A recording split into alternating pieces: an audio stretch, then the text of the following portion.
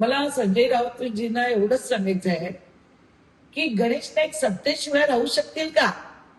तुमच्याकडे सत्ता आहे का आता? तुमच्याकडे सत्ता गेल्यानंतर तुम्हाला टाकून गद्दारी पहिले कोणी केली शिवसेनेची?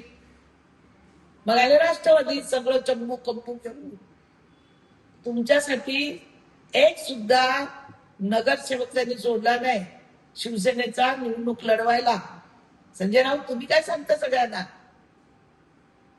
त्याच्यानंतर शरद पवारकडे आले, पवार साहेबांकडे सगळं गाचा गुंडाळला, सगळं झालं, पोट भरलं, सगळं झालं.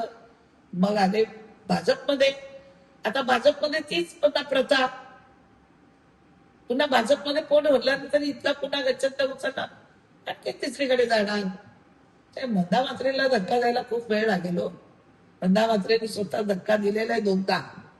आणि सत्तेशिवाय लाचार, मी काय सत्तेशिवाय लाचार नाही आहे.